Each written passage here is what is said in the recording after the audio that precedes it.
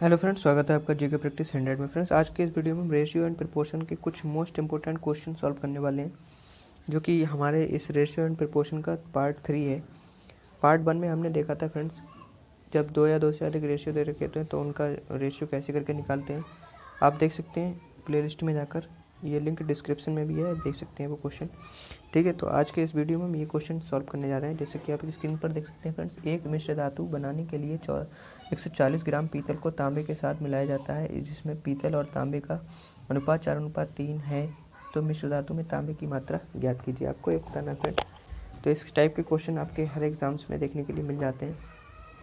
तो यहाँ पर आपको इसको सॉल्व कैसे करना है, यहाँ पर असल आपको यहाँ पर कॉमन सेंस लगाना है। आप ये टेंशन ना लें कि आपको मैथ्स नहीं आता है। ठीक है, आप यहाँ मैथ्स को मैथ्स की तरह ना पढ़ें, मतलब आप इसको एक अपने जो प्रैक्टिकल लाइफ है उसमें आप अपने इसको ले लें। ठीक है, जैसे मान लीजिए यहाँ पर दे रखा है कि एक मिश्र धातु बनाने के लिए 140 ग्राम पीतल, इसको आप सिंपली आप पहले यहाँ पर देखेंगे क्या है, ये 140 ग्राम पीतल है। ठीक है, इस टाइप से देखने के बाद उसको क्या है, पीतल को तांबे के साथ मिलाया जाता है। मतलब कोई भी एक मिश्र धातु बनाई जा रही है, मिश्र मतलब दो चीज़ों को मिलाकर एक मिश्र धातु बनाई जा रही है, जिसमें क्या है, पीतल है और तांबा है। ठीक है, जिसमें पीतल और तांबे का अनुपात 4:3 है। यहाँ पर गौर करने की बात फ्रेंड्स ये है, पहले क्या है, पीतल है, तो यहाँ पर क्या है, ये पीतल है। ठीक है, पीतल पीतल ठीक है, पीतल का रेशियो कितना है, 4, और तांबे का कितना है, 3। ठीक है, अगर कोई धातु है, अगर वो 7 ग्राम है, मान लें अगर वो 7 ग्राम धातु है, तो उसमें 4 ग्राम पीतल है और 3 ग्राम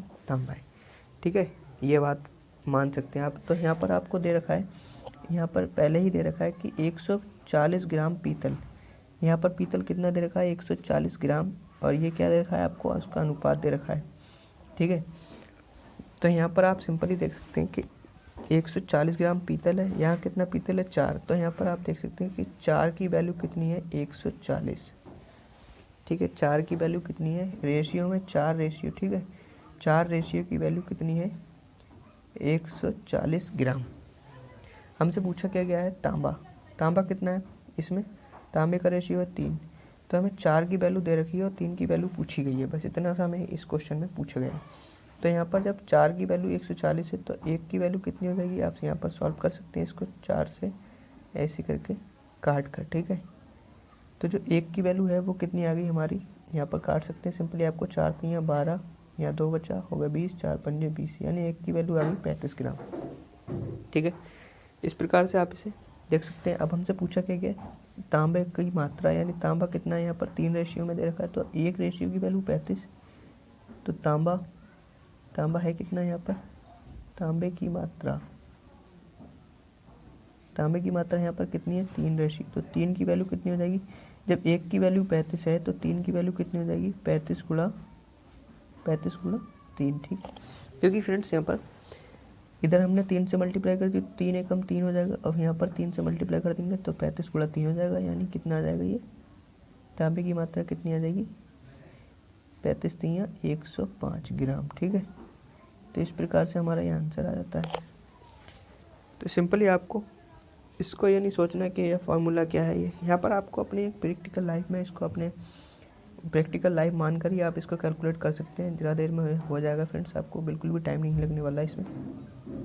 जैसे 140 ग्राम पीतल था, तो आपको ये पीतल की वैल्यू दे रखी थी, तो इस प्रकार से आपने ये सॉल्व कर लिया। चलते हैं, देखते हैं अगला क्वेश्चन क्या है फ्रेंड्स। हमारा अगला क्वेश्चन है, ये क्वेश्चन फ्रेंड्स आप अच्छे से कर पाएंगे अगर आपने कल का वीडियो देखा होगा, क्योंकि कल के वीडियो में हमने ये क्वेश्चन डिस्कस किया था कि ये मतलब ये प्रथम अनुपात, द्वितीय अनुपात, तृतीय अनुपात, चतुर्थ अनुपात क्या होते हैं। ठीक है, तो चलिए देखते हैं इसको सॉल्व कैसे किया जाएगा। जैसे यहाँ पर पूछा गया, बताया गया है फ्रेंड्स, यहाँ पर 12, 18 और 6 का चौथा अनुपात, यानी इन तीनों का जो चौथा अनुपात होगा वो के और 6 के तृतीय अनुपात के बराबर है, तो के का वैल्यू क्या होगा, ये पूछा गया है। तो यहाँ पर फ्रेंड्स आपको सिंपली इसका चौथा अनुपात निकालना है। तो चौथा अनुपात निकालने के लिए आपको क्या होता है, इस प्रकार से लिख लेते हैं, आप कल बताया था मैंने आपको। तो यहाँ पर ये जो पहला वैल्यू ये ए है, ये बी है, ये ए है, ये बी है और ये सी है, क्योंकि चौथा यानी डी वाला हमसे पूछा गया है। तो यहाँ पर आप इसकी वैल्यू रख देंगे, ए बराबर है 12, बी बराबर है आपका 18 और सी बराबर है आपका 6 और डी हमें फाइंड करना है, ठीक है। तो यहाँ पर आप इसको सिंपली काट देंगे, 6 दूनी 12 हो जाएगा और 2 दूनी 18 हो जाएगा। तो डी बराबर कितना आ जाएगा हमारा, डी बराबर क्या आ गया 9, यानी ये इसका ये क्या आ गया, चतुर्थ अनुपात आ गया।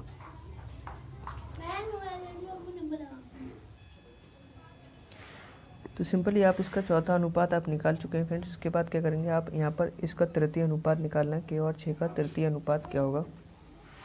तो के और 6 का तृतीय अनुपात निकालने के लिए आपको क्या करना है, बी स्क्वायर बराबर ए सी का जो हमने कल बताया था आपको, वो आपको पता होना चाहिए, जिसमें होता है सी जो होता है वो तृतीय अनुपात होता है, यानी बी स्क्वायर बटे ए आ जाता है, ठीक है।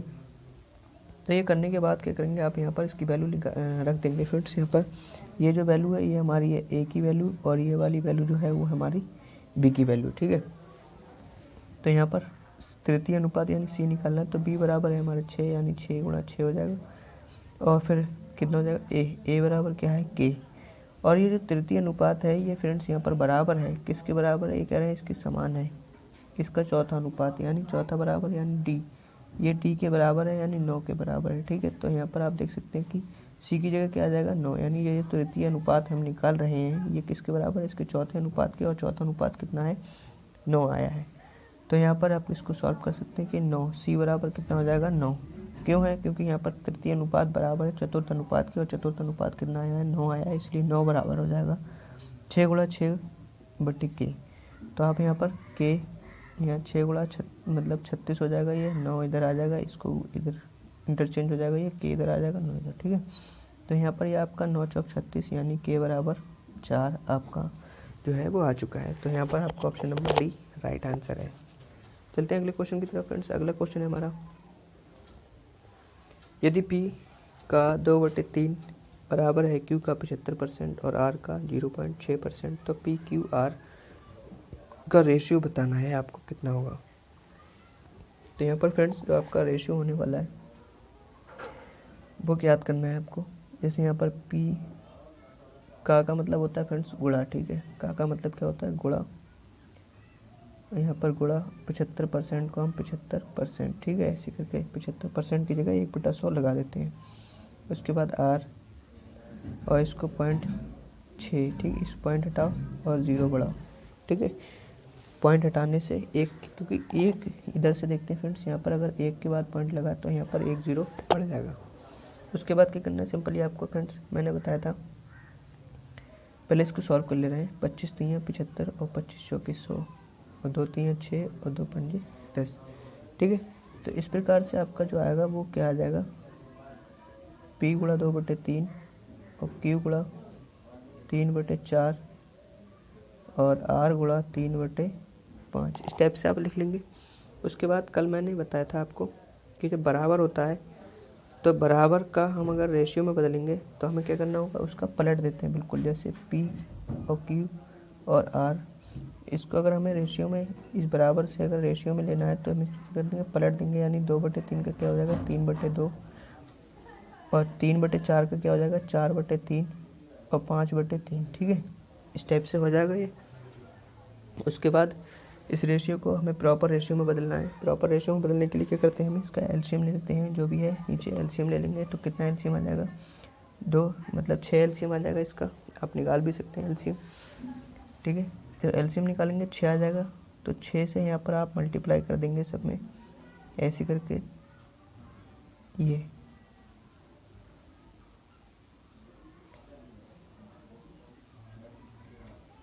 इस प्रकार से आप मल्टीप्लाई कर देंगे जब एलसीएम से, तो ये आपको काट देना है। फिर 2 3 6 ऐसे करके 2 3 6 और 3 3 9 आ जाएगा, ठीक है। फिर 3 दूनी 6 और 4 दूनी 8 आ जाएगा, फिर 3 दूनी 6 और 5 दूनी 10। तो यहाँ पर जो आपका रेशियो है वो आ चुका है। P अनुपात Q अनुपात R का जो रेशियो है वो है 9 8 10, यानी ऑप्शन नंबर सी आपका राइट आंसर है। अगला क्वेश्चन है फ्रेंड्स हमारा, 3 संख्याएं आपको दे रखी हैं 1 अनुपात 2 अनुपात 1/2 अनुपात 2/3 अनुपात 3 अनुपात 4 के अनुपात में दे रखी हैं। तो सबसे बड़े और सबसे छोटी संख्या के बीच का आपको अंतर दे रखा है 21 है। तो सभी संख्याओं का जोड़ आपको बताना है कितना होगा। तो फ्रेंड्स यहाँ पर आपको जो रेशियो दे रखा है, मैंने बताया था कि ये रेशियो प्रॉपर रेशियो नहीं है, इस रेशियो को प्रॉपर रेशियो में बदलना है। सबसे पहले आपको इसको प्रॉपर रेशियो में बदलना है। प्रॉपर रेशियो में बदलने के लिए आपको जो ये नीचे दे रखे हार, इनका क्या लेना है, एलसीएम लेना है। तो इनका जो एलसीएम है वो आ जाएगा आपका 12, ठीक है, 12 आने वाला है इसका एलसीएम। तो जब 12 आ जाएगा तो आप सिंपली इसको 12 से इस टाइप से लिख देते हैं प्रॉपर रेशियो में बदलने के लिए, ठीक है। फिर आप प्रॉपर रेशियो इसका जब निकाल लेंगे कैसे, कितना आएगा इसका, 2 छक्के 12, तो यहाँ पर 6 आ गया, 3 चौके 12 यानी 4 दूनी 8 आ गया, और 4 3 12 यानी 9 आ गया, ठीक है। ये आ गया हमारा रेशियो, प्रॉपर रेशियो। अब यहाँ पर पूछा गया कि सबसे बड़े और सबसे छोटे, तो यहाँ पर सबसे बड़ा रेशियो कौन सा है, ये है, और सबसे छोटा रेशियो कौन सा है, ये है। तो इनका जो डिफरेंस है यानी जो अंतर है ये दे रखा है आपको 21। तो यहाँ पर इनका अंतर निकाल लेंगे, 9 - 6 बराबर कितना है, 21 है। मतलब 3 की वैल्यू कितनी है, 21 है। मतलब 1 की वैल्यू कितनी है, 7 है, ठीक है ना। 3 सत्ते 21, इस टाइप से यहाँ पर ये 3 एकम 3 और 3 सत्ते 21 यानी एक जो है वो है कितना, एक रेशियो बराबर है 7 के। अब हमसे पूछा गया सभी संख्याओं का योग, तो ये तीनों संख्याएं हैं, मान लीजिए ये तीनों संख्याएं ही हैं, ठीक है। तो यहाँ पर क्या करेंगे, इन सब का योग निकाल देंगे तो कितना जाएगा, 9 और 6 15 और 8 23, ठीक है। तो 23 आ गया, ये इनका योग कितना है 23, और एक रेशियो की वैल्यू है कितनी, 7। तो जो 23 की वैल्यू कितनी हो जाएगी, 23 की 7 से मल्टीप्लाई कर देंगे तो जो योग है वो योग निकल कर आ जाएगा, ठीक है। तो यहाँ पर 7 3 21 और 7 दूनी 14 और 2 16, यानी ऑप्शन नंबर सी जो है वो आपका राइट आंसर हो जाएगा। चलते हैं अगले क्वेश्चन की तरफ फ्रेंड्स।